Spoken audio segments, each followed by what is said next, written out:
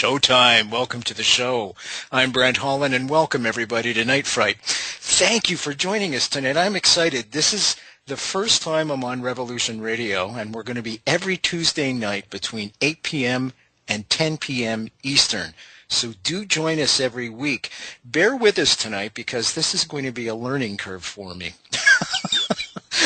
I want to thank Richard Kane right now, whom fans of Revolution Radio will know, for helping me out through all this. Our guest tonight, folks, settle in, get comfy, get the coffee going, get the tea going, get a beverage of your choice going, because you do not want to miss tonight's show. Tonight's show, we're featuring Larry Hancock for the whole 2 hours. Larry Hancock, folks, is one of the most reputed JFK researchers of all time. He's written a book called Someone Would Have Talked. He's written a book called Nexus about the CIA and political assassinations. He's got a new book out called Shadow Warfare. We're going to get to all these topics, folks, tonight. But we're going to start off with his book called Awful Grace of God. We're going to be looking at the Martin Luther King assassination conspiracy. And the reason why we're going to be doing that is because everybody in the States know, and now you'll know from around the world, in Canada and elsewhere, that it was Martin Luther King Day yesterday, and that legacy needs to be brought forward. There was a conspiracy behind the assassination, and we are going to look at that right now. But first of all, I want to welcome Larry back to Night Fright, and welcome to Revolution Radio. How you doing, Larry? I'm fine, Brent. It's good to be with you again. It's always great. Larry and I, we saw each other just recently in Dallas. We were there for the 50th memorial on JFK, and it was great to see him in person for the first time. Larry, let's jump into this right away, and I'm going to give you a little bit of leeway here to kind of folks that are unfamiliar with the Dr. King assassination. Perhaps we could start off on April 4th, 1968. Yes, I think the real starting place to understand the context of what happened is the fact that Martin Luther King had been involved and was very much involved in that period of time before his assassination in planning and organizing a march on Washington, D.C. And that had been, it was an economic-related march, an economic justice-related march, and that had really become his focus. Earlier, in the prior 2 years, he had moved from a focus on racial equality to political issues, first relating to Vietnam, and then relating to income parity and access to jobs, and that area of equality, not just voting. Several areas such as that had been addressed in legislation, but he was moving forward. However, while he was putting all his efforts into organizing this March on Washington, what really happened was the fact that a confrontation of economic nature occurred in Memphis, and that was the fact that the local garbage union, which primarily black Americans, was trying to pursue higher wages and overcome some of the terrible working conditions that they had, and that led them into a conflict with City Hall and city administration, which lasted for months and months. And finally, members of the group and people associated with them asked Dr. King if he would come and lead a march for justice in the city, and he went, and unfortunately in the first march, things were not organized very well, and it turned into a major downtown street riot, which it was a significant problem for Dr. King because he was working to convince America that he could organize a huge nonviolent march in Washington, D.C.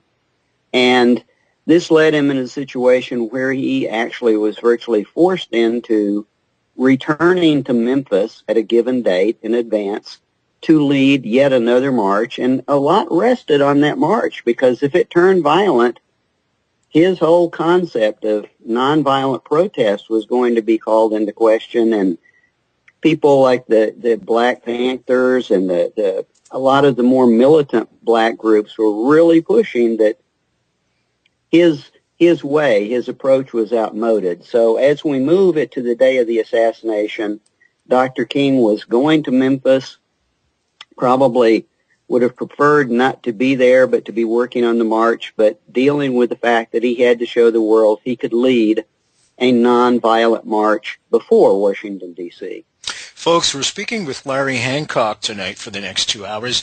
If you're tuned into Revolution Radio, you're listening to Night Fright, and I'm your host, Brent Holland.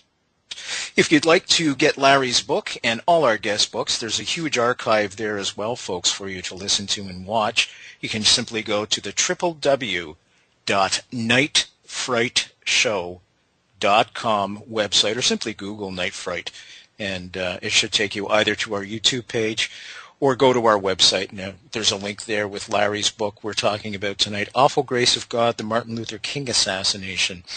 Now, I just want to clarify something. When Larry mentions the March on Washington, he is talking about what was taking place in April of 1968. Most folks are familiar with Martin Luther King being in Washington and on August 28th, 1963. And that's when President Kennedy was still alive. And that's when he gave that resounding speech that still ignites fires in me whenever I hear it, and that's I Have a Dream. We're going to go back to Larry.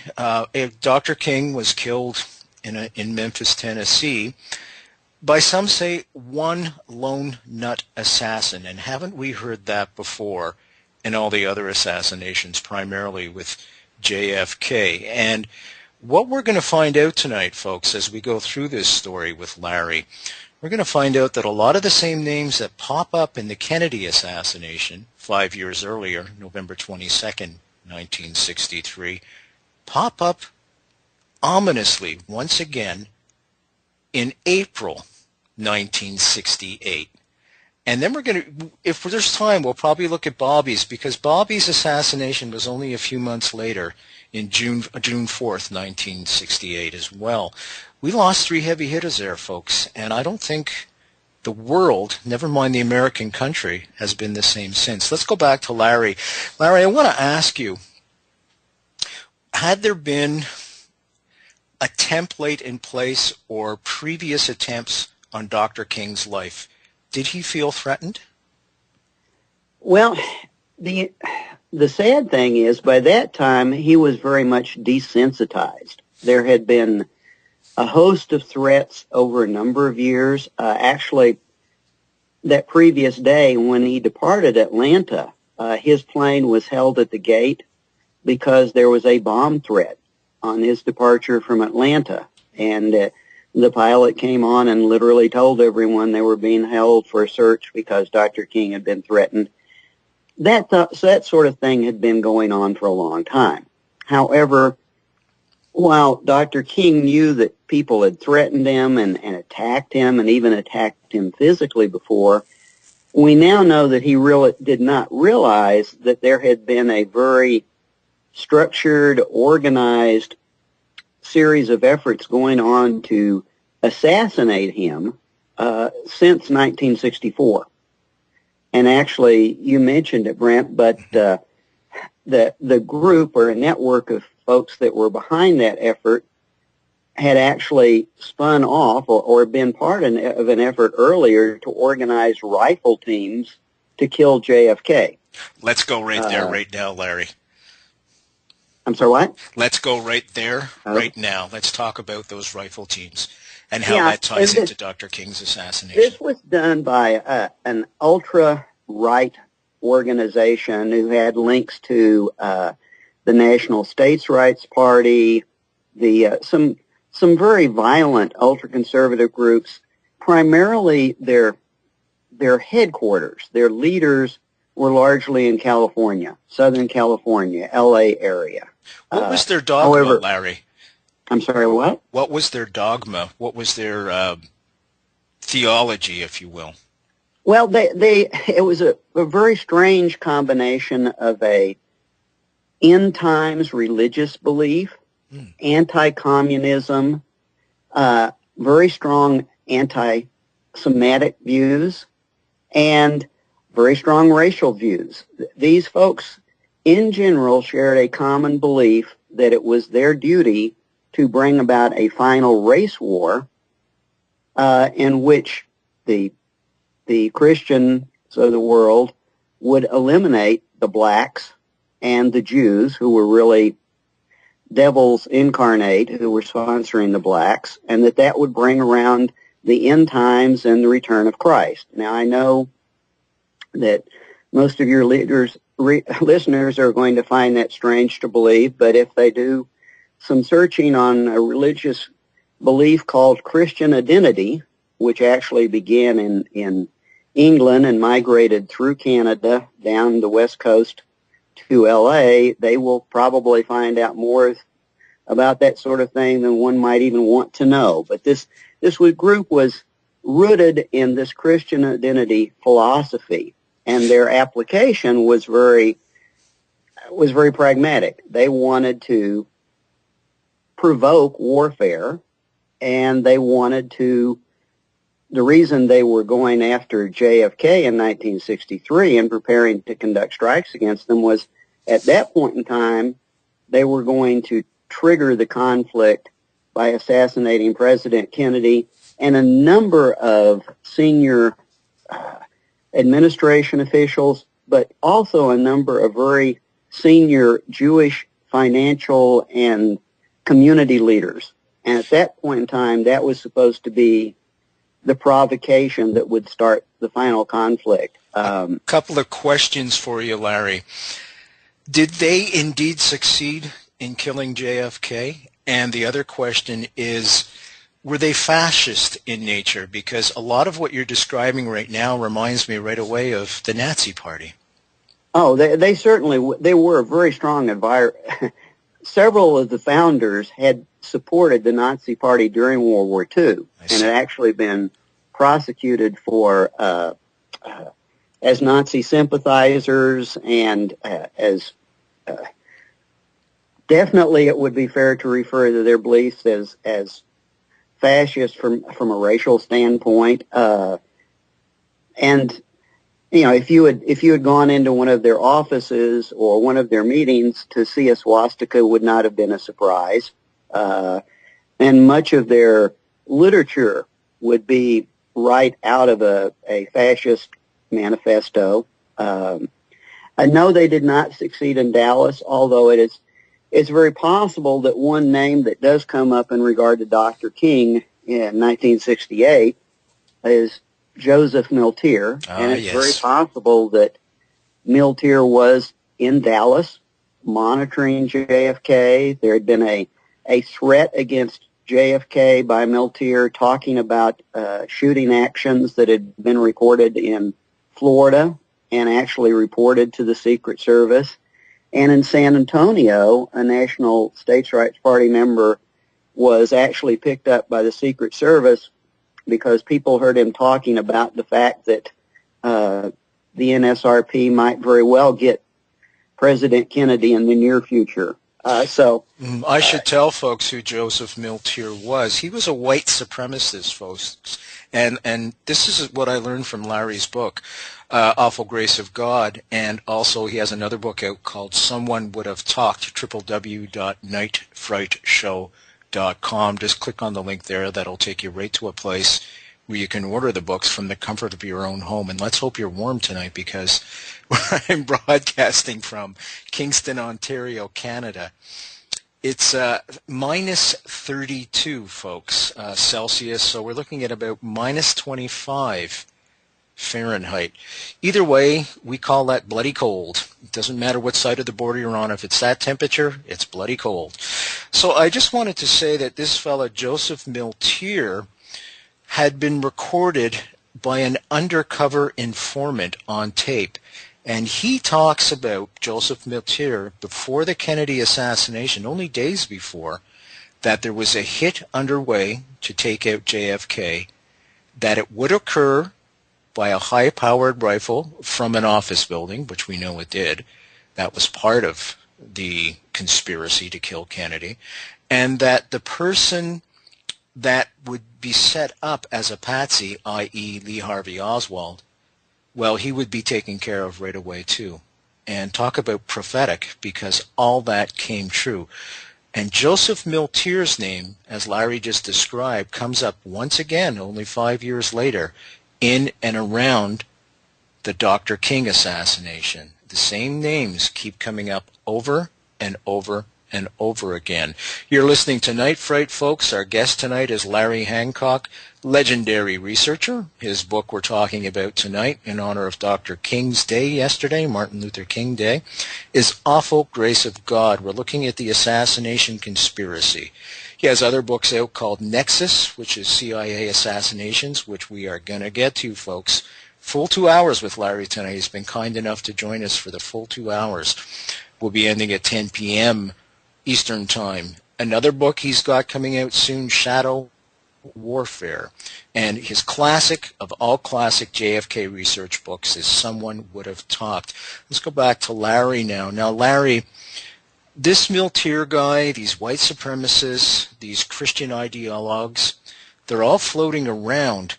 How the heck did all these guys come together? They came together.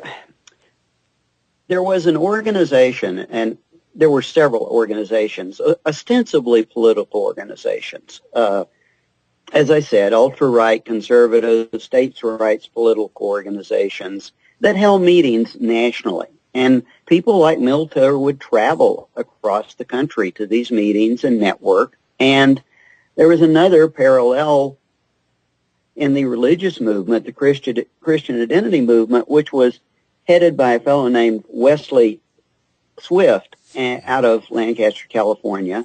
And he had a national religious network. He had a large radio audience, but he also had a network of individuals that carried tapes of his sermons and his calls to action all across the country. And it's interesting.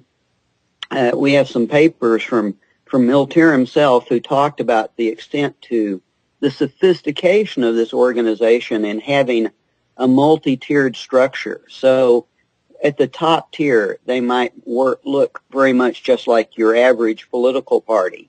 But then you would cut down to the serious true believers under that who had a racist agenda underneath conservative politics.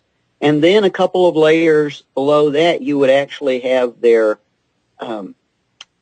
cells, their terror cells that were organized to do bombings, shootings, killings, racist intimidation, their attack squads. And it was a extremely sophisticated cell-level organization, compartmentalized, but they used couriers.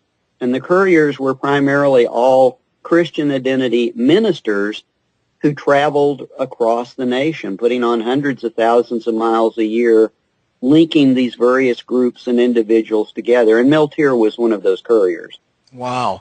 So these guys would just go out and bring these tapes with them. And are there parallels from that religious terrorism that was taking place at that time to what we see today in religious terrorism? Yes, and we look at a lot of those parallels in the book, in Awful Grace of God, because the book at the core is about religious terrorism.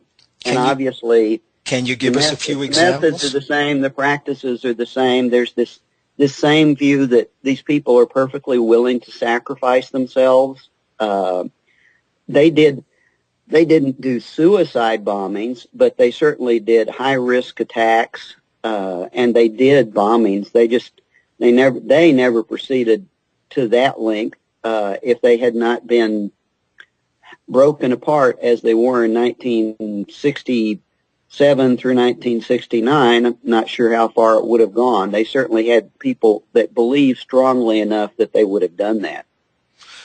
Did this send a ripple through, I'm going back to the white supremacists now, the Christian groups, did this send a ripple through the FBI at all?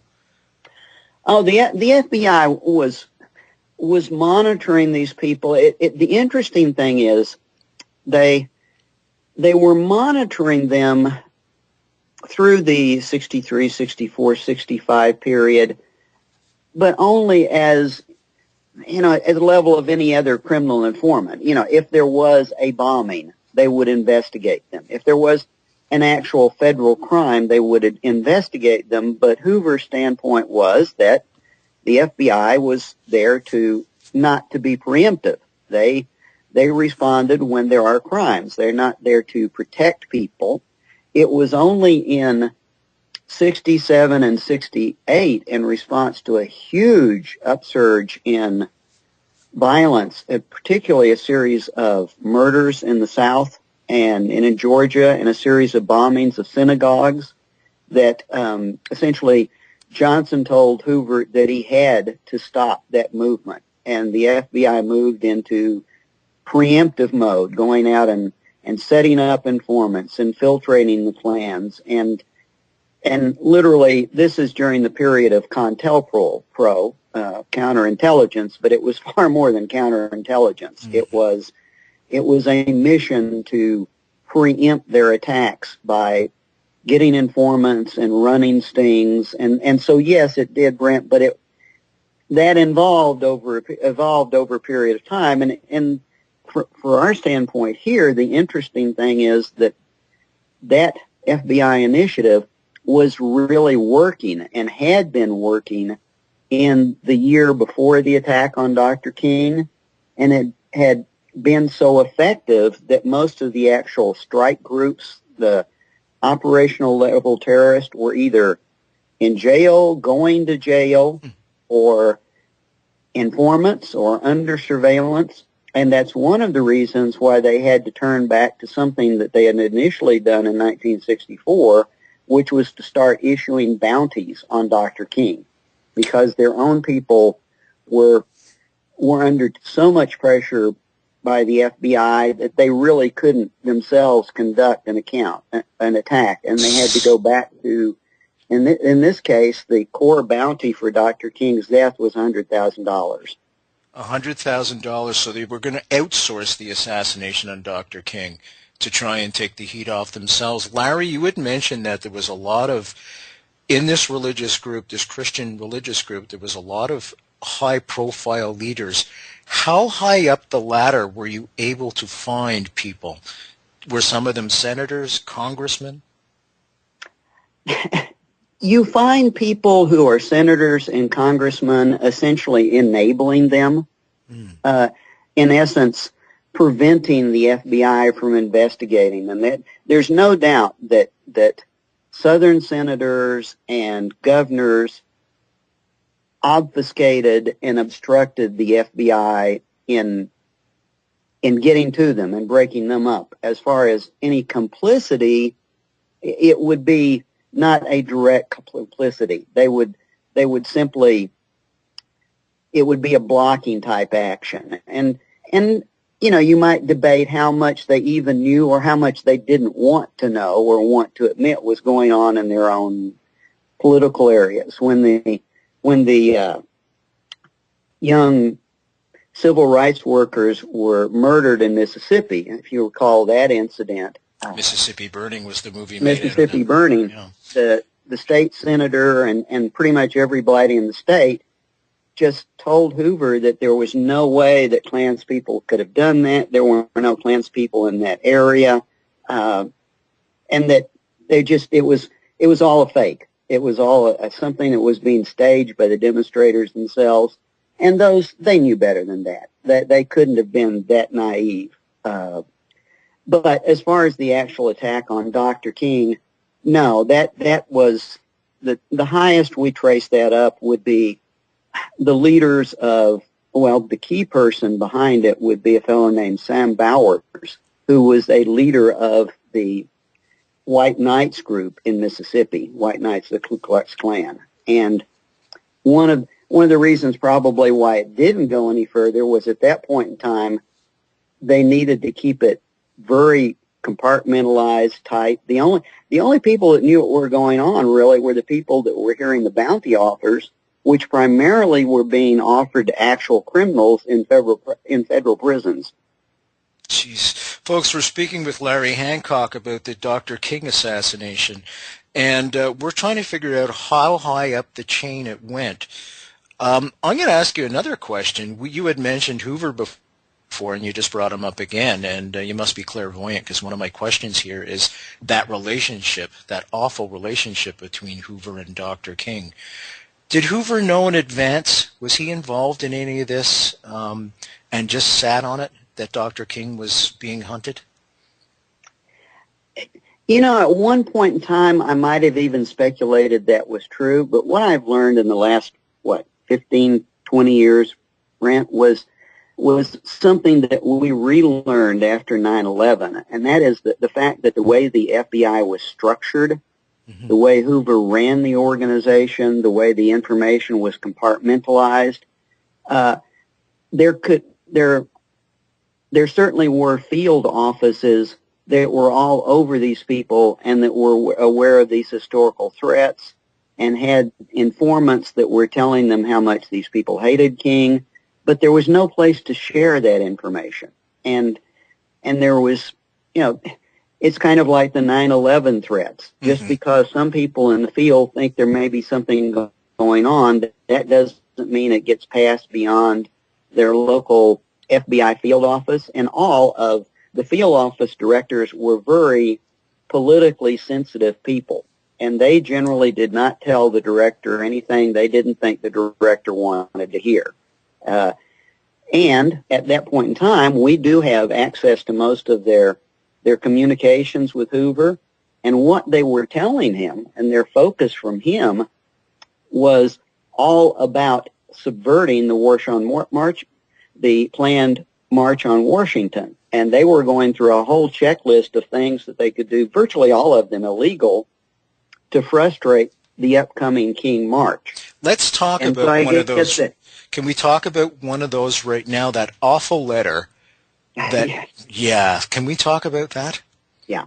There, as you had said, Hoover had determined that JFK was that MLK was a personal enemy, and he had done that years before, essentially when MLK called him out for not protecting people from the racial violence. And essentially, if you said the director was not doing his job, you were going to be on his list. And if you said that in the national media, you were going to be at the top of the list. So Hoover had essentially declared war on King several years before and had started a variety of underhanded ways to destroy his image, to tape him, to bug him, to collect any sort of information that would destroy his image. And actually, that's what the memos say. The memos from Hoover tell the FBI offices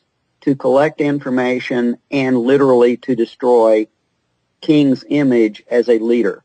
And that's what they set out to do. The end result, the result that you're talking about there is that they even got to the point where one of Hoover's subordinates took a series of tapes which might have suggested some sexual dalliances of King, put it in a package and mailed it to King's home, and essentially said, you should do the right thing, and one interpretation of the right thing means that you should just drop all that you're doing and go back to being a minister. Others speculate, what you really need to do is commit suicide. That was what he really intended is unclear, but one thing I would comment on, and Brent, I think this is important to understand too, if you really look into the CONTELPRO program as a whole, that was not the first and only time they did that sort of thing. The FBI had done that same sort of thing, sexual implications, calling people's bosses, getting people to lose their jobs. They were doing that consistently during the 1960s and into the 1970s. The practices that were used on Dr. King were not unique. They were standard COINTELPRO FBI practices, preemptive practices. Oh my God! So this was kind of an extension of McCarthyism. It was, absolutely, and I think, it's terrible when you see what they do to King, but when you actually look at the breadth of what they do, the number of people that had their marriages broken up, the number of people that lost their job, tenure at a university. They went after publishing houses. A great book called Spying on America. But a large part of this was exposed in the congressional hearings of the 70s. But it was a terrible thing. Unfortunately, it was not all that novel. It was standard operating practice. Folks, if you're just joining us on Revolution Radio, you're listening to Night Fright, brand new show that's going to be taking place every Tuesday between the hours of 8 p.m. and 10 p.m. Eastern. Next week, folks, we have a great guest coming up. Uri Geller's going to be here, all the way from Jerusalem where he lives, and we're going to be talking about we're going to bring the CIA into that as well, because rumor has it that when Uri was on tour doing all his mind-bending tricks, and many of you have seen them, of course, either on The Tonight Show or other shows when he bends spoons with his mind, he was actually a CIA operative at the time and maybe working with the Mossad. So we're going to get into all that next week as well. Every Tuesday night, as I said, Night Fright show between 8 p.m. to 10 p.m. Eastern.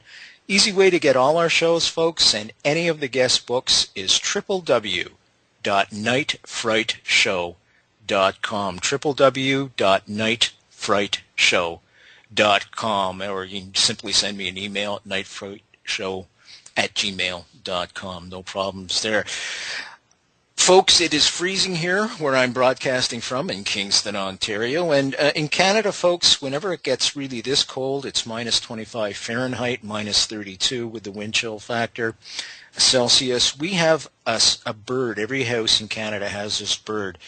And we send it out in the cold, and the bird flies back. We call it the key bird, and he lets us know just how cold out it is. And indeed, I sent mine out this morning, and he came back, and whenever it's that cold, he always says the same thing. Christ, it's cold. And indeed it is tonight, folks. We're speaking with Larry Hancock, and Stuart Wexler is his co-author, and I should have mentioned Stuart's name before. The book is called Awful Grace of God.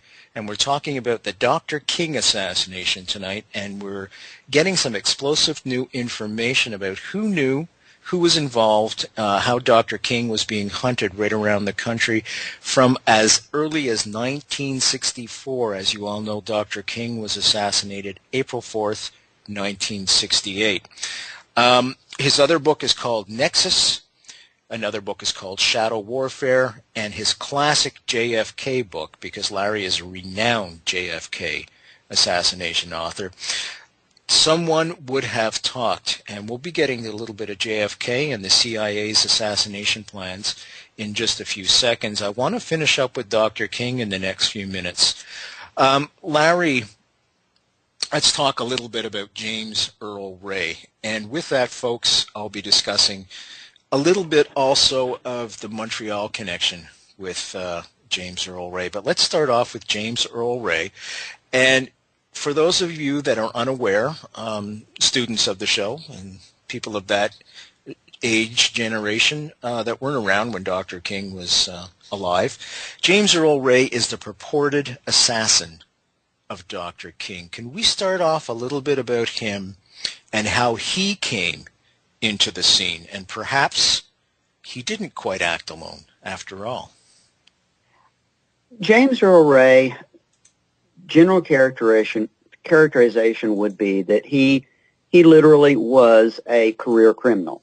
He after a short stint in the Army as a young man, he was out with a not honorable discharge for a variety of reasons. He just literally turned into a life of crime, robbery, armed robbery, burglary, essentially anything that he could do to make a living without working. Was he a low-life loser, Larry? Well, I hate to say that, but, you know, it sounds like he was I don't know that I would call him a low-life loser. It just, the sad fact is he decided that was the kind of work that he wanted to do. He didn't want a regular job. He wanted some adventure. He just was not going to be in a conventional working environment. And so he would do it. he would do strings of robberies, and he got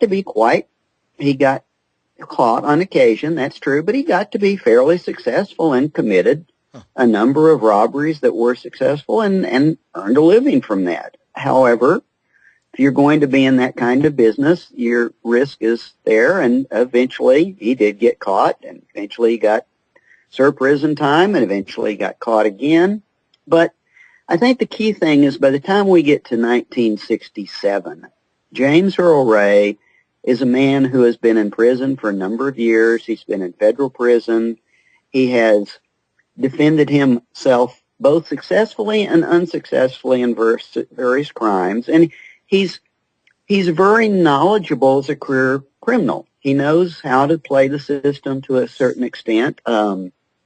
Sometimes when he chooses to defend himself, he gets a reduced sentence. And in one particularly noticeable case, he and a buddy robbed a post office. But when they got caught, they came up with this interesting story that essentially was, well, no, we didn't rob the post office. This other guy we know robbed the post office, and we just got the postal money orders from him, and we sold them. Now, the bright thing about that is that robbing the post office would be a federal crime with a pretty hefty jail sentence on it. Mm-hmm. Just selling is a different type of crime, and he got himself several years short with that sentence. So he was a man that knew he knew his profession as a way. I'm not saying he was really bright, but he's also not.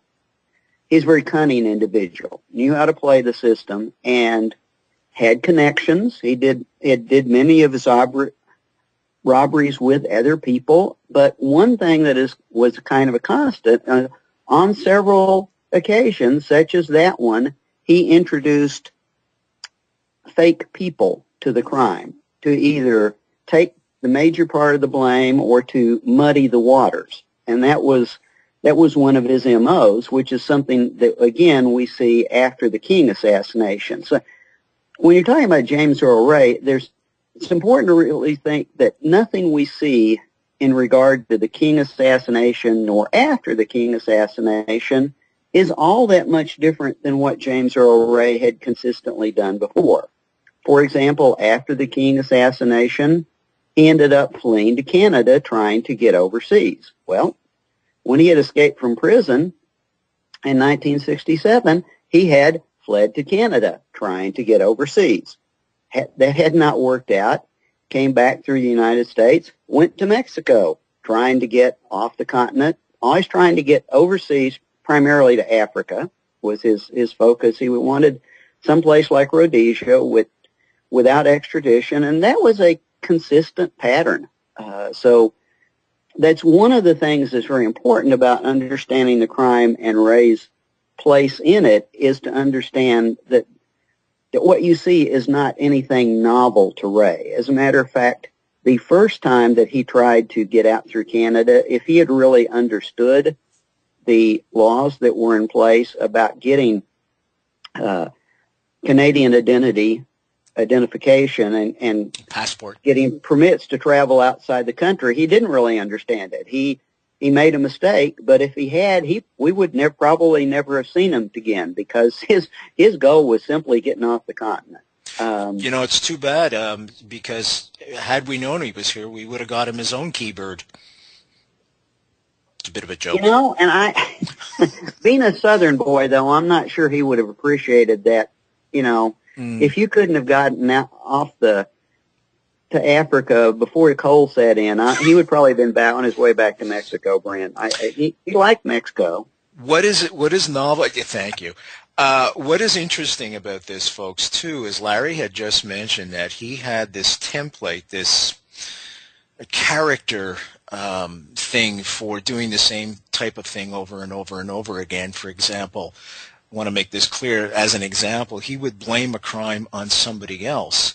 And he did the same thing with this character called Raul with the Dr. King assassination. Can we talk a little bit about Raul? Because I think this is a key part of this whole narrative. Raul is a key part of the whole narrative because he's an insight into how Ray handled what happened to him legally. Essentially, when Ray was captured eventually, and when he was taken into court for a variety of reasons, most obvious one being to avoid death penalty in case he was convicted, he entered a guilty plea, and the judge declared him guilty. And his first court appearance was very brief. During that court appearance, the only statement that he made was he told the judge that he disagreed with J. Edgar Hoover's and the Attorney General's statements that there had been no conspiracy involved in the assassination of Dr. King. That's the only comment he made, aside from pleading guilty. Now, as soon as he pled guilty, unfortunately, what happened then is the prosecution was allowed to enter all its evidence into the official record with no legal challenge because he had made a guilty plea. Mm-hmm. And I think I should point out that this is something we see over and over again, which totally blindsides us to dealing with conspiracies in these types of murders. In the Kennedy assassination, there was no trial of the suspect. So you never saw the Warren Commission took the FBI's evidence and entered it into the official body of evidence. It was never challenged. No legal challenge. No issues as chain of possession. Never challenged the JFK issue. No challenges to the MLK evidence. No challenges to the RFK evidence. It's the system really fails us when there is no back and forth challenge to evidence in these crimes. But as an aside, that's one of the things we suffer through. But your longer term question about Raul, well, then as soon as Ray finished pleading guilty, he went back to the judge, wrote the judge a letter, and said he wanted to change his plea, that he was not guilty, that his pleading guilty was all the fault of his lawyer. He was innocent, and he for the next decades he would go through a process of declaring him innocent and painting himself as a patsy, totally under the control of a mysterious figure named Raul. Now, there are lots of issues with Raul that we discuss in the book, but one of the key problems is that there's no real evidence that anyone named Raul ever existed, although lots of people have pursued that line of inquiry because Ray said it. But unfortunately, those people tend to believe James Earl Ray in the face of just a host of evidence that James Earl Ray consistently lied about virtually everything and anything whenever it suited his objectives. Now, and I was going to say, go ahead, please.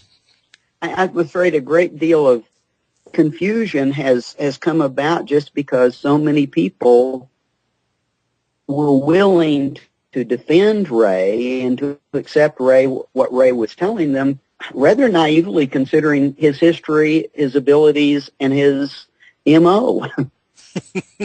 I was going to say, when James Earl Ray was in Montreal prior to the Kennedy assassination, he was kind of a known mafioso, and I was looking at a map, folks, and you can find this on the www.Night Show website as well if you go to the show that Larry and I had previously on this subject matter.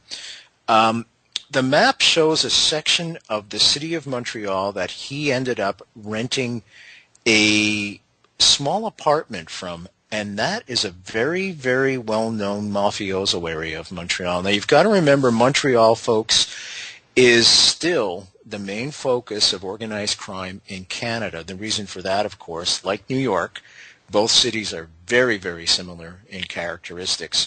It's because of all the containers coming in. It's very easy to pay somebody off on the docks and just have the drugs come in that way.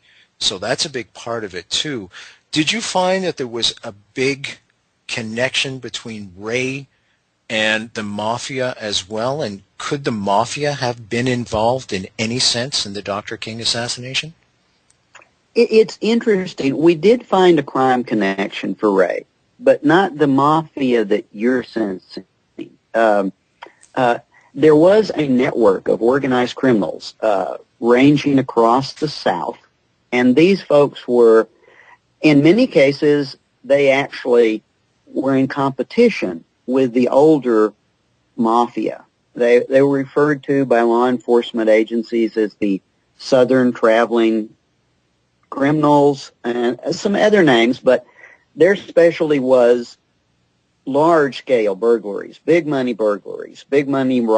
In some cases, interestingly enough, some of these guys even began robbing Carlos Marcello's people in New Orleans. They were totally fearless. They were known as cowboys, but they were well networked. They had meeting places, the kind of place that you're talking about, rooming houses, restaurants where they could connect and trade jobs and recruit for other jobs. And they were, since, like Ray, almost all of them had either done time in prison or would do time occasionally in federal prison.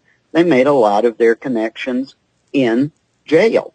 And we actually know that the bounty offer that I mentioned for Dr. King was circulating in Ray's federal prison before he escaped in 1967, that he was aware of the bounty offers, and that he actually even told one of his friends about the offer and said, well, you're getting out, you're going back to Atlanta, you ought to take advantage of this deal these guys are offering. I can't because I got years to serve. Well, only a short time later, he escaped from prison, so that kind of made him more available, but career opportunity offered in jail. Yeah.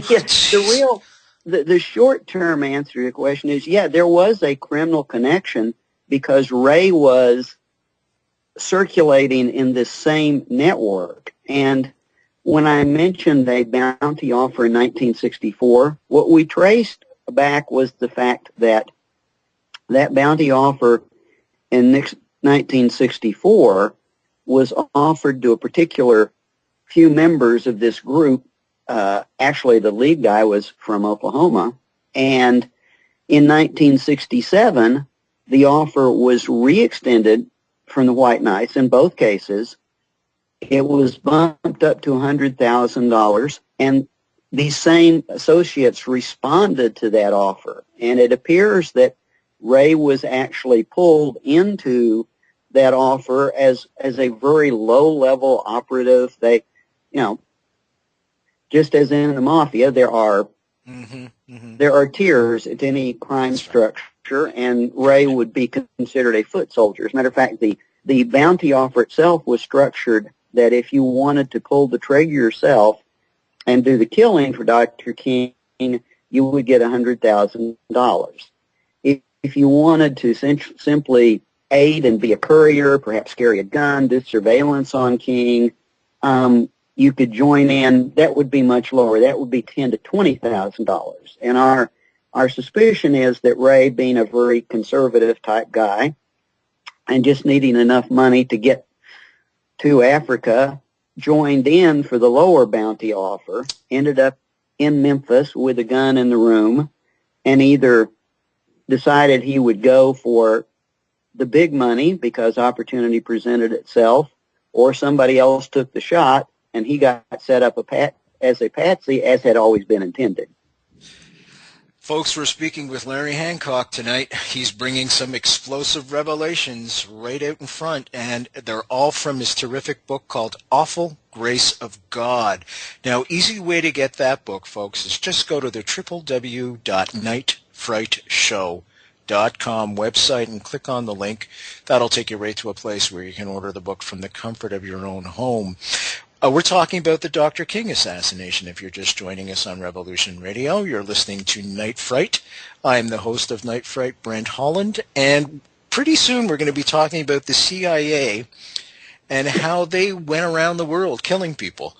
Isn't that interesting? And that's going to be from his book called Nexus. And once again, www.nightfrightshow.com. Just click on the book link there. Larry, now you know what's alarming to all this is that a great leader such as Dr. King could be bargained down to $20,000 to $100,000.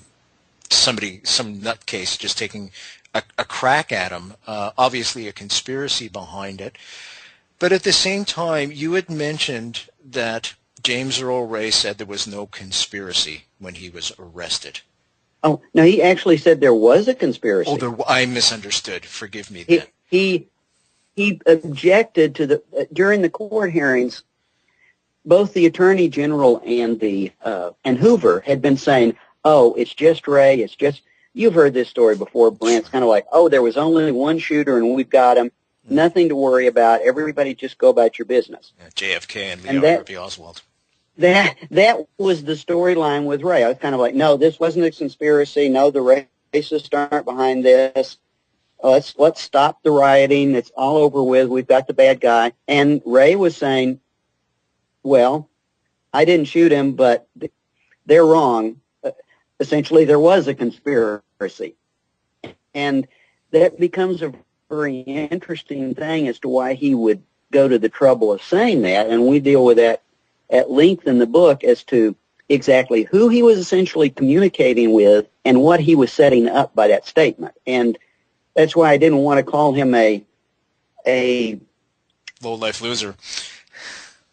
Stupid loser, because Ray was a cunning guy. He thinks things through, thought these things through, and he was always positioning himself for the next move. And he was, I'm sure he was communicating with that. And I'm like, okay, guys, I told them it's a conspiracy. Now, you certainly wouldn't want to kill me while I'm in jail, would you? Because that would kind of show your hand.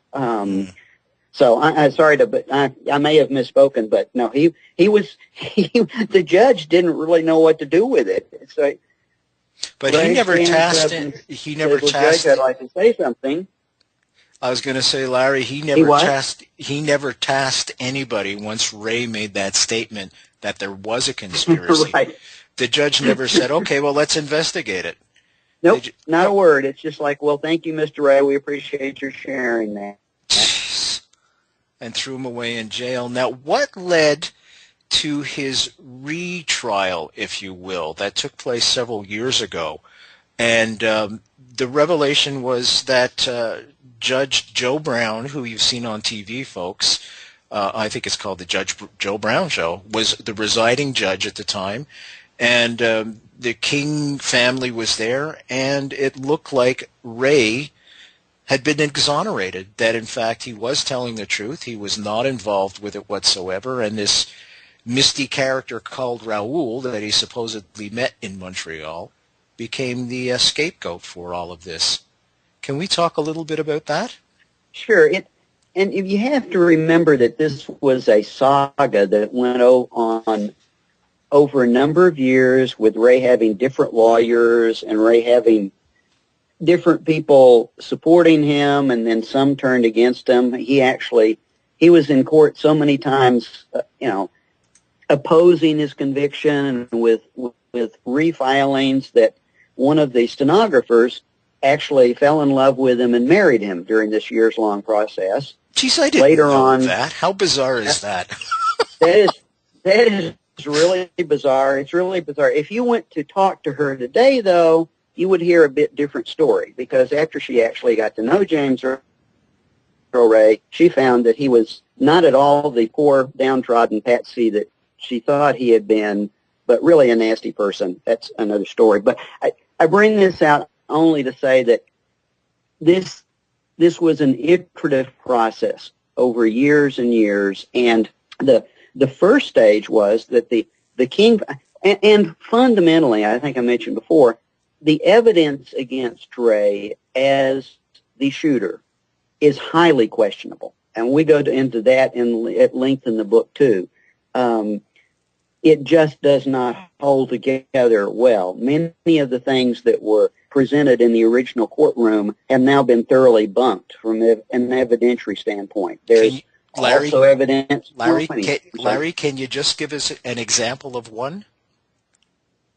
Well, as an example, early on you saw all the coverage in the newspapers and the FBI releasing statements that there were footprints in the bathtub from where the shooting of the little restroom area where in the apartment house where he supposedly shot. There were footprints, there were fingerprints, there were all sorts of evidence associated with the rifle, and all of that was very conclusive. And one of the things that would obviously seem very conclusive, at the time they said, well, we've done a thorough ballistic study, and the wounds in Dr. King's head show a specific trajectory for the shooting extending back to this bathroom where various witnesses placed Ray. Well, as it turns out, there was no cranial autopsy done on Dr. King, and there was no specific bullet path traced for his head because the doctor doing the autopsy felt that it was not necessary and that the body needed to be shown and treated respectfully. So that entire statement was truly false. And another example would be the fact that they said there was conclusive fingerprint evidence. Well, when the House Select Committee re-examined the conclusive fingerprint evidence, what they found was that some of their specialists identified, and they did a pretty thorough job, identified certain of the prints as Ray's. Another group of specialists identified a different group of prints as Ray's, but not the first group. When the first group looked at the prints again, they didn't accept the second group's. And we know now, and it's emerged during the last few years, that fingerprint evidence is a lot more subjective than you would imagine. Within the last couple of years, there have been studies done where experts who offered evidence in court were shown prints and could not identify the same people that they had identified in convictions earlier. And so there would just be an immense number of legal challenges to this evidence if it were in court today. Does that kind of give a picture of it at least? It sure does. And there were unidentified prints entirely. And even as today, it would be interesting to run those unidentified prints against the FBI's current print ID, computer ID system. But so the bottom line is there are a lot of evidentiary issues. There are a lot of questions about Ray's own statements. There are a lot of questions that would suggest there were other people involved and a conspiracy. Mm-hmm. The King family took that and asked the Justice Department to look into it again, which the Justice Department did. That's a long story in itself.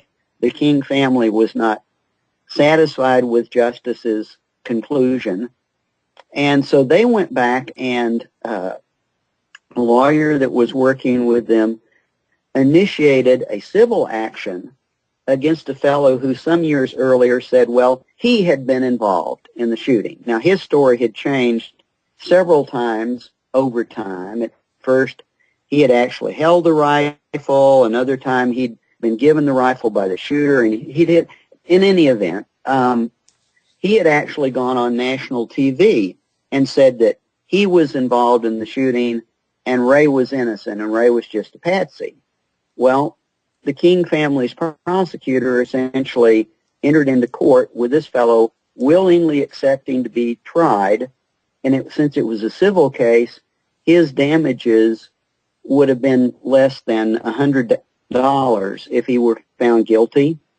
The gentleman was also very near death, and the civil case proceeded. But we have another problem with the civil case.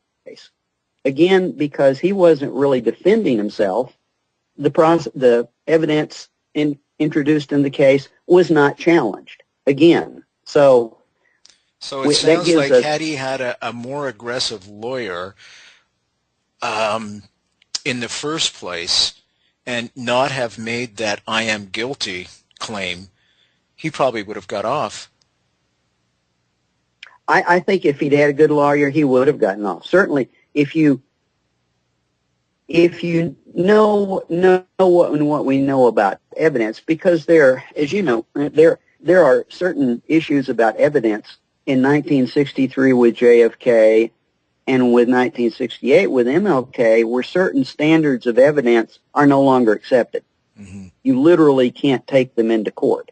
They've been thrown out. Neutron activation analysis, and so, especially if you took that evidence into court now, I don't think a conviction against Ray would have been sustained. I don't think it could have been.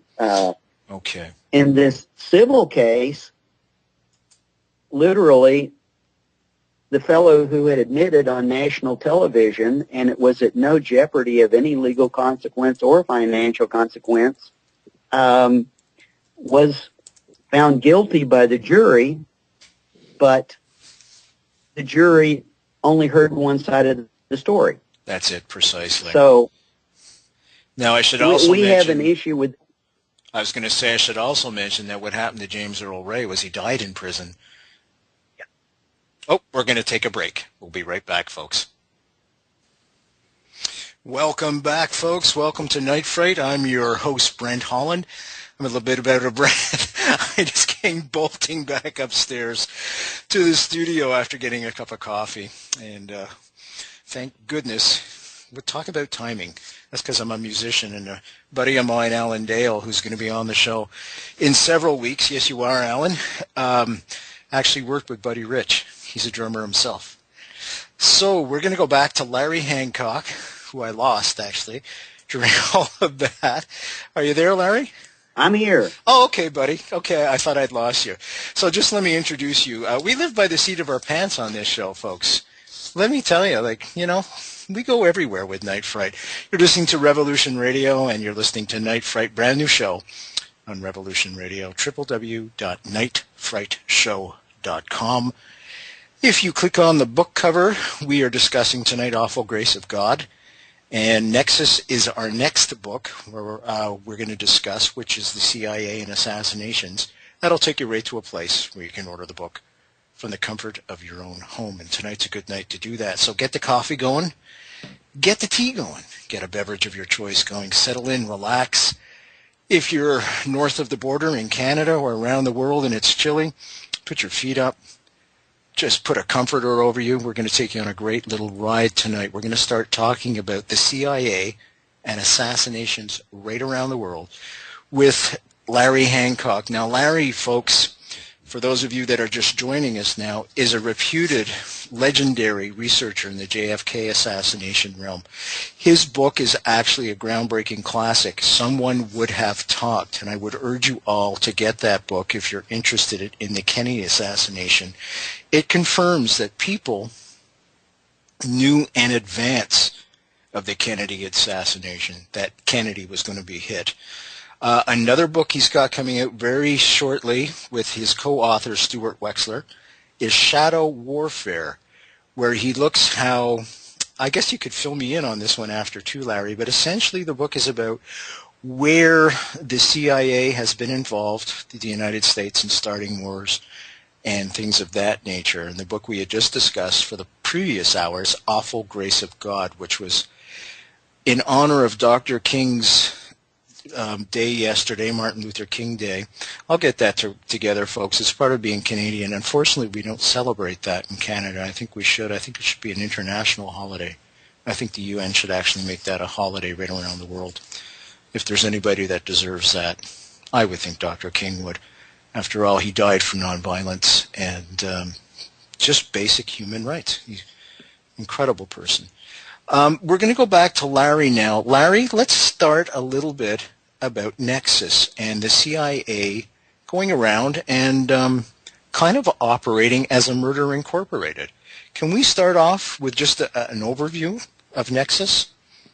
Well, the reason I wrote Nexus, and I think Nexus is an extension of Someone Would Have Talked, to the extent that in Someone Would Have Talked, after several hundred pages, I present the reader with a scenario that has a group of CIA officers essentially organizing and inciting the attack on President Kennedy. But as you know, Brent, my reputation as being as kind of a conservative conspiracy nut, if there is such a thing. I'm laughing because, And folks, everybody says, you're a bunch of conspiracy nuts. Not at all. When I was down in Dallas, November 22nd, for the Lancer Conference for the 50th anniversary, there were so many PhDs there, I think it would have put Harvard to shame. Anyways, I'll let Larry continue. Larry is no nut job, folks. This guy's the real deal. well, I decided since I'd made that proposition, that was sort of a bottoms-up look at how the Kennedy assassination occurred and who knew, who talked, the cover-up, the whole thing. But I decided that I needed to take a look and see how that could have happened within the agency. How was the agency structured? Who reported to who? What were the standard operating procedures? How could this come about? What would allow it to come about? Who would have to essentially give at least a passive acceptance to it? Who would have to cover it up later? And so Nexus is a study of the CIA's involvement in political assassination during the course of most of the Cold War. Certainly beginning under President Eisenhower, looking at practices in Africa, in the Congo, going on with the CIA working in Guatemala with regime change activities there. And so it is a very structural study of how, no doubt about it, it's all based in congressional investigations, released documents, testimony as to how assassination occurred as associated with the agency. And I think, and I know people sometimes don't like it when I say this, but the mystique and the action movie mystery that you see of CIA operatives, going around the world carrying these sophisticated weapons and doing assassinations themselves, it's just really not how things worked in real life. Not that the CIA didn't spend a lot of money on poisons, which it did, and did not use poisons in assassinations or provide poisons to other people to use in assassinations. But when you really get into the reality of what happened, in most instances what you find is the CIA used surrogates to do those sorts of things. Well, Larry, Larry, I have to tell you, you've disappointed me because I just went to see the latest Jack Ryan installment, and I thought it was all true. So, and I love that character, and I'm making jest here, of course. Larry, when do you feel the CIA went off its rails, if you will? Because we know military intelligence did an admirable job during the Second World War, and then we went into, I guess, the Truman era. Was it really under Eisenhower that it kind of got bent out of shape and started doing all kinds of things on their own, if you will? It really was under Eisenhower, and what really happened under Eisenhower is Eisenhower, and actually that would take us into shadow warfare because that's a bigger picture question. And what we find, and you might be surprised to know and ask the question of what U.S. presidents conducted more covert action than any others. And one of the fascinating things is that as far as pure CIA covert action, Eisenhower would be at the top of the list. H.W. Bush would be at the bottom of the list. Isn't that interesting? And yet H.W. Bush, as we know, was in charge of the CIA. Right. So this is kind of, the thing is he may have known them well enough not to go there. Good point, my friend. Good point. I think Eisenhower felt that he could just turn to Allen Dulles and things would happen and it would be okay and there would be no real problem and no real blowback. And President Bush might have realized that that's a very slippery slope, and when you get something started, it may not come out like you thought it was going to. So I should tell folks, Larry, just to interrupt you for a second.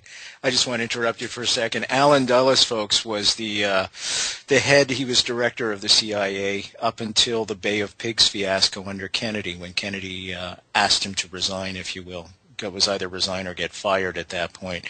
And he really is a slippery son of a gun. He's a conspiring son of a gun. So when Larry mentions Allen Dulles' name, boy, you should perk up your ears and listen. You're listening to Larry Hancock tonight, folks. We're looking at the CIA right now. We had talked about the Dr. King assassination. Larry's an incredible guest. He's incredibly knowledgeable. He's written great books on the Kennedy assassination, like Someone Would Have Talked. That's kind of a staple for anybody interested in the Kennedy assassination. He's written a book that we're discussing right now called Nexus. It's all about CIA assassinations across the world. And, of course, the book we talked about in the first part of the show, the previous hour, was Awful Grace of God. Easy way, folks, to get all these books. www.nightfrightshow.com. Just click on the book cover associated with tonight's guest. That'll take you right to a spot where you can order the book. It'll be delivered probably within 24, 48 hours. From the comfort of your own home. And, get that coffee going, get the tea going, get a hot chocolate going if you're in the north like I am, Kingston, Ontario. And settle in. We've got great information for you tonight, and very, very informative with Larry, as always. Larry, let's go back to that CIA thing getting off the rails, and all of a sudden they start setting up these hit squads. It sounds so bizarre for me to say that. I hear it coming out of my own mouth, but this is essentially what it is. And little terrorist cells, for lack of a better way to describe it. Can you talk a bit about that? Well, of course, it is to one extent, because especially when you're talking about regime change, which really became a big thing during the Eisenhower administration, because the United States and the Eisenhower administration really were uncomfortable with the concept of neutrality. They were uncomfortable with the concept of nationalism in emerging countries and anti-colonialism, and they basically saw almost any change in government that wasn't extremely Western-oriented as being a threat, and responded accordingly. And so this, in many cases, had to do with governments in Guatemala and Cuba and other locations that were legally in power. And actually, in that case, if you're trying to overthrow a government and you're going to start working with exiles and rebels and you're going to give them explosives and guns, what would you call yourself? I mean, since you're doing it, you consider you're wearing a white hat and you're a good guy, but to the government in charge, you would probably be considered a terrorist. So when you're describing them as terrorists, it just depends. Certainly in Guatemala, they would have been seen that way. Certainly Castro would have called the Cuban exiles terrorists. But the United States started working with a variety of surrogates to overthrow these governments. And quite frankly, when you examine the documents, the surrogates themselves, whether they're the Guatemalan exiles or the Cuban exiles or the, I could name a host of other locations, they themselves often suggested to their CIA case officers that the fastest way to get them into power would be to help them assassinate the administration in power, the president in power. And then the CIA would respond by saying, well, I can't tell you to do that, but it does sound like that would be efficient, to give you a case study of that, because this becomes a kind of an MO, as we were talking about earlier. There's a series of documents out of Cuba where the CIA takes this exile, puts him into Cuba. He starts communicating back to headquarters, and he says, well, I talked to some people. What we're going to do is sabotage the Havana power station, and during the blackout, we're going to kill Castro. And the CIA says, well, that's interesting, here's some names, some other operatives that we have on the island, and they might be a help in what you're doing. He communicates again and says, well, good, I contacted these people, we're going ahead. And from then on, it turns into a one-way communication. He keeps telling them what they're doing. They keep not responding to him. As it turns out, the plot fails, and they actually help him get off the island. Afterwards, when this is investigated by Congress, the CIA's response was, well, we didn't tell him to kill Castro. It was his idea, and he wasn't an employee. He was just an anti-Castro person who we took on a boat in and out. And, it's this issue of deniability, legal deniability, something that we discuss in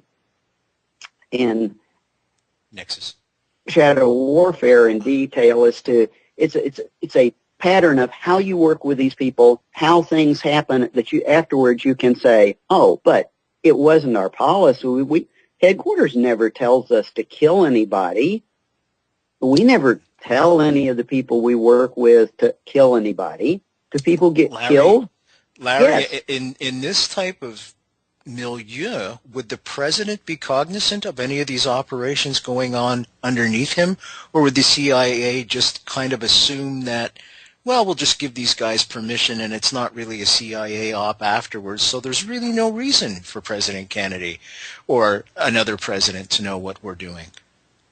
It varies from case to case, and I'll elaborate. We have one case of record where we do know of a meeting where President Eisenhower, in the meeting, essentially said Patrice Lumumba has to be eliminated. He didn't say, go kill him. Allen Dulles left the meeting and started arranging for Lumumba to be poisoned. Okay. Eliminated is eliminated. We didn't use the word kill. We just said eliminated. Headquarters starts communicating with their staff person in the Congo, and the staff person gets a memo saying, well, we need to remove Lumumba. And this field guy is going, well, okay, this is another political action, which is common. And then the CIA technical guy shows up with poison, and he goes, oh, well, wait a minute. Nobody said anything about killing him. We just needed to remove him. The choice of words gets very blurry, and intentionally so. And what we find is, and the officers themselves have admitted in interviews, a superior CIA officer would call his people in, one or two people in, describe a situation that the president wanted handled or the National Security Council wanted handled. Basically, we have to do something. But never say anything, never put anything in writing. And these people would then leave, and it would go down to the chain of command. And in the end, whatever action was taken would largely be determined by the field officers themselves and, their view of how they would make that happen. So that gave the field officers leeway. It gave them, they had not been given any orders. It gave them perfect opportunity to testify later on that they had no orders. So it became a word game, Brent. It's very interestingly enough. So in some cases, you literally have to guess how up in the chain someone really thinks these guys are authorized to kill or not. This is unbelievable. Folks, none better than Larry Hancock, and you're listening to him right now live. This is a great gift for us all. He's full 2 hours tonight. We're talking about the CIA right now and how they just went around and basically did things on their own. And who knew what and who didn't know what. Larry, this leads me to another question. www.nightfrightshow.com, by the way, folks. You can pick up his book, Awful Grace of God, just by clicking on the book cover link, and Nexus is what we're discussing, and a little bit of his future book, Shadow Warfare. Larry, this makes me wonder, are these things still going on? Is this whole institute, is it institutionalized and it is carried on from those Cold War days? I guess I would call them. Probably not in the same fashion today, simply because the CIA is not in the same position it was then. It's not that the process might not be going on today, but to kind of give a view of that, let me give an example of what I was just talking about, and then we can bring it forward in time. Sure, terrific. One of the things we cover in shadow warfare is that it was common practice through the 70s, through the 80s, through the 90s. It literally is common practice for Washington to set general policy guidelines. And here I'm not talking about just the National Security Council and the President, but CIA headquarters. Okay. They would often write up these memos essentially that says, well, such and such operation has to be done bloodlessly. You know, it's where our intent is not to go out and kill a lot of people. Well, or our intent is we'll never put our officers on the ground. We'll never put them in the field. We absolutely have to be in the Congo, but we can't have any Americans in the Congo. Or Angola. We can't have any Americans in Angola.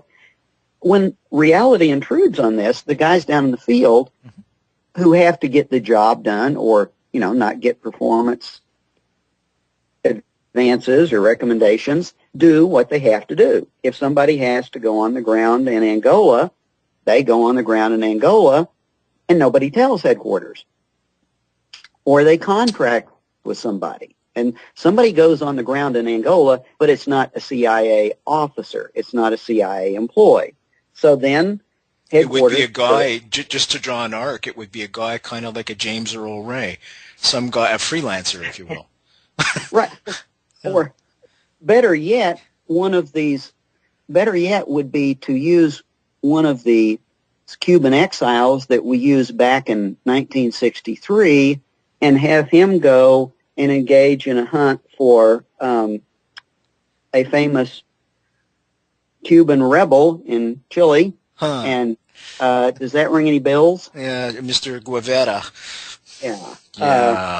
But he's not an employee, you know, and he's not even an American citizen. So how can you say we did that? These people are quite smart, and in shadow warfare, one of the things we try to do is go through the tradecraft and go through how deniability works and how you do these things through cutouts and get yourself deniability. But I think the point I wanted to get across is, in many cases, headquarters doesn't know. So when headquarters goes to Congress and says, we have no employees on the ground in Angola, they think they're telling the truth. They're not. They just don't know, because we even have statements from CI officers that have told us that their directions were to write one set of memos about what they were doing and put it in their desk drawer, and these are called soft files. The reports that go back to Washington are different. The soft files are reality. The reports that go back to Washington are kind of like those FBI field office reports I talked to. They're what Washington wants to hear. And this does continue forward in time. In Afghanistan, when we were working with the Pakistanis and against the Russians, again, there are situations there where we were starting to supply explosives, plastic explosives, sniper rifles, or all sorts of terror tools to the Pakistanis to train the jihadis with. And Washington started to get a little bit sensitive and ask some questions, and so the guy in charge of the operation just told his people to stop talking about that in their memos. He didn't tell them to stop doing it. He told them to stop talking about it. Unbelievable. And, so and it got turned around, of course, on 9/11, right? And they came right back it got turned around. And I should mention that shadow warfare starts in 1939 and ends in October 2013. Wow. So we bring it all the way up to contemporary practice. So it is continuing. Now, I've got to think in a situation like this, Larry, that there's got to be a great deal of misinterpretation, and things are done without without intent, if you will, by the government of the United States. Things are just done by themselves, and all of a sudden you would look around and go, uh-oh, what have we just done? Or they're done by your people.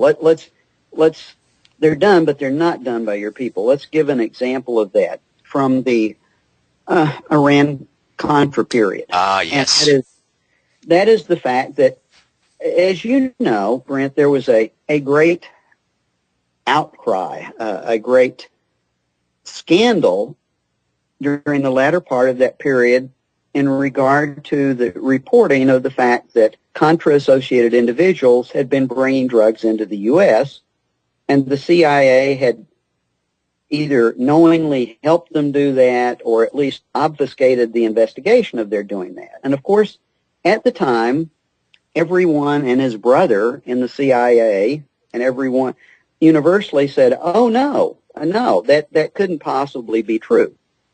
Well, a decade or so later, actually a CIA Inspector General, Mr. Heitz, made a report on the fact that there had been a memorandum of understanding between the CIA director and the Attorney General during that period of time, which said the CIA was not obligated to report to DEA or to any government department, even though there was legislation in place calling for that, their assets were involved in drug dealing. So they just circumvented the whole law and just did it, voila. They did. And now, but here's the problem they always face is that, I mean, if you're going to do things like smuggle arms and smuggle weapons, and you're sending shipments into these remote places, and you happen to be in a place where this activity is going on where there's a lot of drugs, whether it's Southeast Asia or Latin America, in all honesty, or Afghanistan, is anybody really think that all those shipments and all those planes and everything comes back empty? I shipped in 50 tons of stuff, and the plane comes back empty. There's not room for 25 pounds of cocaine. Was that a big part of it, Larry? Were drugs involved? You know, Peter Dale Scott, brilliant, again, another brilliant researcher, and a Canadian, I'll just throw that in, has said, follow the drugs, not follow the money, but follow the drugs. Do you feel that that was a big part of the initiative on the CIA to fund themselves? Not for the CIA, but for the Contras. Here's what the confusing thing about that. Early on, it surely looked like that, you know, okay, what you could absolutely prove is these Contras and their friends and associates were doing drug traffic. The planes that were being used to ship supplies to them were doing drug traffic. And this has been proven, and this is in the book. There's just no doubt about it. So Air America. The easy part is to speculate, well, this is being fine. And during the latter part of the Contra affair, Congress had withdrawn financial support. So the immediate thing you say is, well, okay, the CIA is helping them pay for it. What they didn't know at the time was that the CIA director and the administration itself had gone to Saudi Arabia and these Arab states that they were already working with in Afghanistan and Israel had come up with huge financial donations to cover the Contra activities. These folks, North was involved in this. They didn't need money from drugs. They had plenty of money coming from their overseas sponsors, Taiwan. That wasn't the issue. They didn't need funding. The fundraising they were doing was a cover for where they were really getting the money, which is from starting to sell weapons overseas illegally. That's the Iran counterpart of it. Unbelievable. But the people that were profit-taking and doing the drugs were all of these Contra types, most of who never got close to Nicaragua, but were sitting in Miami, doing great deals because North was depositing these huge amounts of money in their private bank accounts. And heck, you get $10 million in your bank account, and you can get a lot of money just off float. Absolutely. Now, I'm going to ask you, Larry. They also had these interesting people in Miami who had connections to the Colombian drug cartel who would say, you know, could we just put something on one of your ships? And, you know, but I get the title, I will say, the title in the book where we really discuss this, the chapter is called It Happens. Because as Peter Dale Scott says, if we're doing covert action where there are drugs, drugs happen. It's just the nature of the beast. We're working with people who are revolutionaries and have no income of their own, and they're not going to miss a chance if opportunity presents itself, whether it's Afghanistan or Laos, to go about businesses they've already been in for hundreds of years, most likely. So Larry, let me just try and connect some dots here. We're at war against terrorists in Afghanistan. We're sending arms shipments over there every day. Now, whether by boat or by plane, let's just call it transport.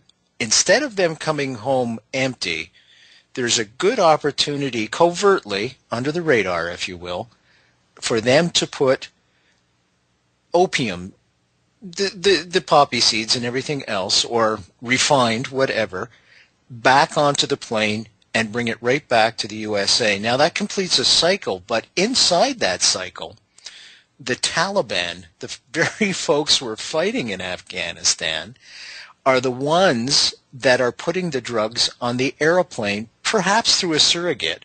But this is what's happening. So we're funding the Taliban, essentially. Would that be correct? Oh, but there's one picture. There's one. It's not quite as direct as you connected it in that case. Please. In some cases, it could be. But in that case, the people who have historically always taken the drugs that have gone in and out of Afghanistan have gone through Pakistan. Okay. The drug trails, the transport routes, all the little Toyota Jeeps that come out of the Taliban areas go to Pakistan, and the drugs come out on boats. That's the way it always worked. What we have done is we enable that during the Soviet era. We enable it now. Many of the Pakistani officers who trained the jihadis, some of them were known drug traders, massive drug traders. And they just continue to do business on the side. And where do you really think all of that money for the continued jihadi revolution comes from?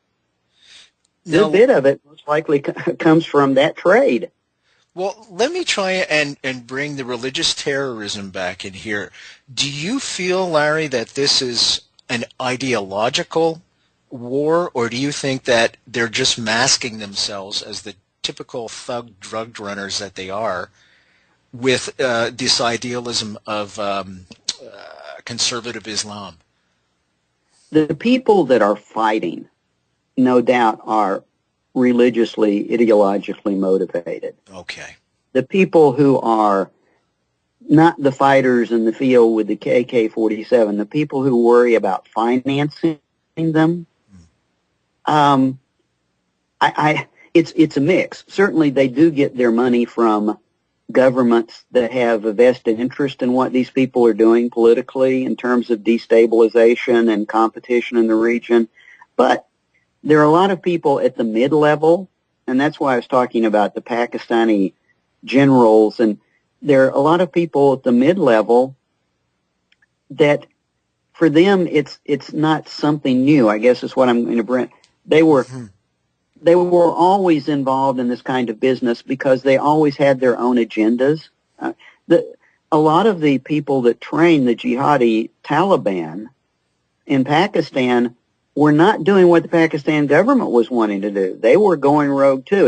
It is not just CIA officers that can, intelligence officers that can go rogue. When you come up with people in these positions who have their own agendas and their own priorities, the people on overwatch over them may not know and even encourage everything they're doing. Wow. It's just, it's more complex. And that's one of the reasons this book ended up being close to 600 pages, Shadow Warfare, because it is not always a straight line. It's not as black as black and white. For example, you just mentioned the aircraft in Afghanistan. Last year, there are news reports that Afghan military officers, Air Force officers, were being investigated for using Afghan aircraft, which had been provided by the U.S., and maintenance, and were essentially being funded by the U.S., but these guys were flying guns, at least guns, maybe more than guns, around the country and selling them to people. The guns had been supplied by the U.S., but this was Afghan Air Force officers. So, yeah, it's U.S. airplanes, or it was. Now they're Afghan airplanes.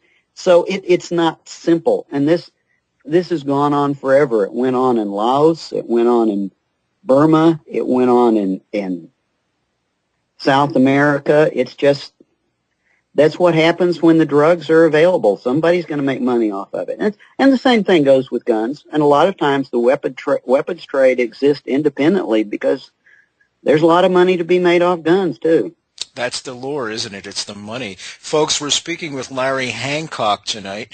We're talking about his book that is about to arrive on the bookshelf, Shadow Warfare. And we're also including another book he's written, which is phenomenal. You'll want to get this one, too. It's called Nexus. And that deals specifically with the CIA and assassinations throughout their history. He is a legend in the JFK research realm. His book, Someone Would Have Talked, is a staple. If you're interested at all in the JFK assassination and want some meaningful and credible answers, I would recommend getting Someone Would Have Talked as well by Larry. Awful Grace of God, we discussed in the previous hour about the assassination of Dr. King. In all cases except Someone Would Have Talked, Stuart Wexler is his co-author. Easy way to get his books, www.nightfrightshow.com. Just click on tonight's guest book cover. That'll take you right to a spot where you can order the book from the comfort of your own home. And let's hope you are comfortable. And it certainly isn't minus 32 like it is here, Celsius, where you're going to freeze your tuchus off. This whole CIA scenario, and we had touched on this before, Larry, it depends what side of the fence you're on. Are they terrorists? Well, if you're on the other side of the fence, I suspect they are. But if you're on another side of the fence, then they're probably doing good work. Is there malevolence going on behind the CIA, or do they just try and get the operation done the best way possible? And if that means getting in bed a little bit with some nasty guys, they'll do that as well? And that's a great question, Brent, and that's where I was really thinking about going. It's the mission. Okay. For example, in Laos and Vietnam during the 60s, there were widespread reports of drug smuggling. If you were around, you know that. Yeah, and they were coming back. There were actually, a series of investigations. Talk about taking advantage of the military. Very often, coffins returning with the fallen would be stacked with drugs, would be filled with drugs as well as the body or the remains of the body. Sorry to interrupt you, Larry. No, and it's not. That's an example. So that the CIA did an investigation. It's not like they ignore these things. The question is, to what extent can you control it? And in interviewing their own people said, look, we're working with the indigenous peoples in Laos. These people have traded drugs. They have been in the opium business for hundreds of years. That is what they do. Now, in the last 3 or 4 years, because we've used them as a surrogate army, they've been forced off their own lands. They're in battle constantly. They have no place to raise food any longer. We're supplying them 100% as we can, but they're continuing their drug trade. They do it with their own vehicles. They do it with Laotian military aircraft and The generals carry it for them. They have a couple of their own aircraft. And when one of their people gets on one of our helicopters with his knapsack and he has sticky bricks in it, that's their business. Our mission is to support them in our mission. If we said we would have nothing to do with them, then we have no insurgent force. We have nothing. These are the people that we're fighting with. To accomplish our mission, we have to work with them. So since, generally speaking, we are working with insurgents, indigenous people, rebels, exiles, and they are the ones carrying the ball. It's not American military forces. To some extent, you have to work with them to carry the mission. If they do things you don't like, you've got two choices. You can either call off the mission, which the guys in the field don't get to do if Washington doesn't do, or you discourage it as much as you can and you go ahead with your mission. And that's the reality from the field troops. Wow. You know, and there's a very famous story, Larry. By the way, folks, we're speaking with Larry Hancock tonight, www.nightfrightshow.com. Click on tonight's guest book cover and that'll take you right to a spot where you can order the book from the comfort of your own home. We're also on Revolution Radio. It's a new show called Night Fright, and I'm your host, Brent Holland, every Tuesday night between 8 p.m. and 10 p.m. Eastern. You'll be able to hear us live. And Uri Geller will be our guest next week. And Uri Geller, of course, is the famous, I was going to say entertainer, but he actually claims he can bend spoons. You've probably seen photos of him or videos of him bending spoons with his mind.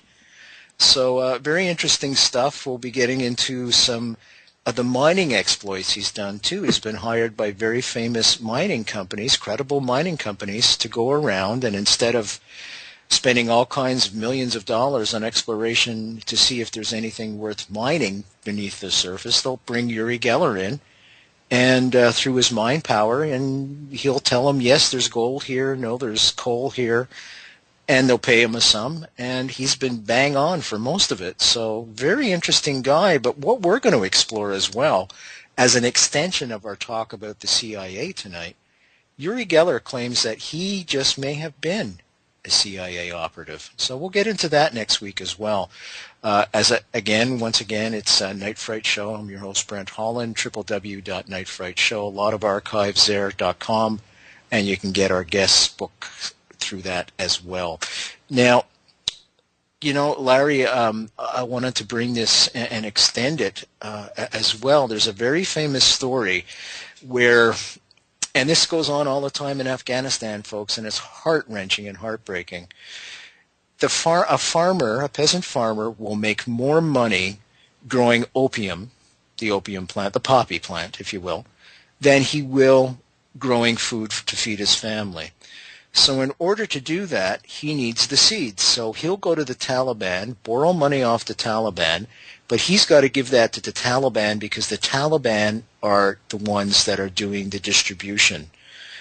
So what happens now is there's a policy in Afghanistan where the Afghan forces, combined with the Canadian forces and the American forces, will go in and burn these crops.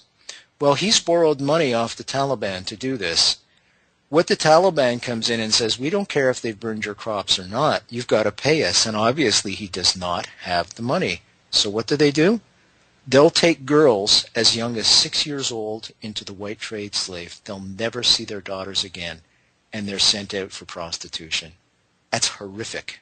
That's going on in Afghanistan right now.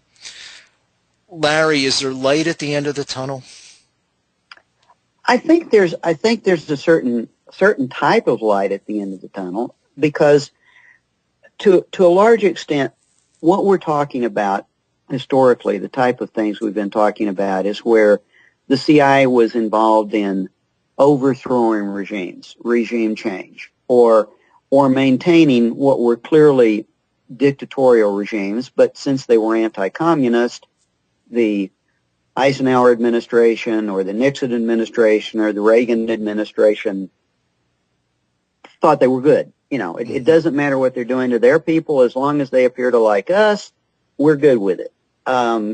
that takes us into an entire subject of infrastructure warfare that we deal with in the book, Operation Phoenix, Operation Condor, that I'm not going to even try to get into here. But to a large extent, what we're doing right now, with the exceptions of places that we got trapped into like Iraq and Afghanistan and trapped into regime building, you know, when you get into regime building, that's where you end up in the kind of bind that you're discussing, Brent, when you're essentially trying to override the local population, the local culture, the local ways of doing things, and overlay something on it. That's where you, since it never really works, you get into trouble. And we're doing less of that. What we're doing more and more these days, post-Iraq and post-Afghanistan, is merely military assistance. We're getting back into the mode where, you know, as we did in Mali, where we provide military assistance to a government that's facing a jihadi overthrow. And that's a lot more clear-cut. And in those instances, you actually stand a kind of chance of having a success. And I think something that reflects that, and the reality and sanity of that, is in the book, starting out the book, we use a quote from Kermit Roosevelt Jr. And as you probably remember, he was the CIA officer who was involved in one of the very earliest CIA regime change operations in Iran. And you and I talked about that, Operation Ajax. Yeah. Yep. And the interesting thing was he was successful. And actually all he did was, since the country really was being ruled by a regime that neither the military or the populace liked, he used some money, he lubricated some assets, and the regime got overthrown, and everybody loved it at the time.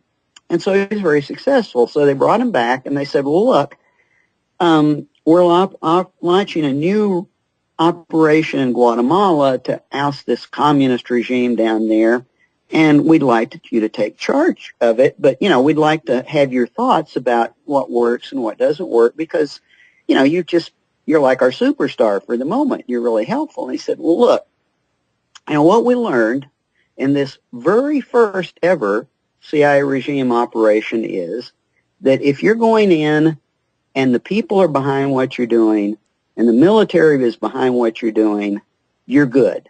And you can make it happen, and it will be fine. If you're not, you might as well send in the Marines. And, you know, the amazing thing, I'm going to give you a guess. And after that comment, do you think he took the Guatemala operation or not? I'm going to think yes, but I'm probably wrong, am I? No, you're wrong. They said, okay, you're definitely really good, but this operation doesn't meet your criteria. So Kermit was never heard from again. Son of a gun. Oh, man. You ask for good advice, you get it, and then for the next 70 years you ignore it. You ignore it. And, you know, you had mentioned Mossadegh before. Actually, you didn't mention, but you mentioned the overthrow of him in 1954. And he was the president, if you will, folks, of Iran at the time. But he was kind of a socialist at the time, and we have to remember, if we put ourselves in that time frame, that it was very polarized between black and white, between the Soviet Union, the Cold War, and the Western powers. And he was kind of leaning towards the Soviet Union, so they just said, maybe we should get rid of this guy. He had nationalized the oil on top of it, and that played a big part of it as well. Nationalizing, not good. Yeah, not good, yeah. And I think that's one of the reasons why Canada hasn't nationalized its oil either. By the way, in case you're unaware, folks, Canada supplies the most oil to the United States than any other country. It has the second largest oil reserves in the world, only next to Saudi Arabia. I bet you there's a lot of folks south of the border that didn't realize that, and this is why we're trying to push through that. There's many reasons why we're trying to get the Keystone Pipeline in. I know it's a danger. We're going to have to go, folks. We're going to wrap up. I'll see you all next week. I want to thank Larry Hancock. I'm Brent Holland from Night Fright, www.nightfrightshow. Thank you all. See you next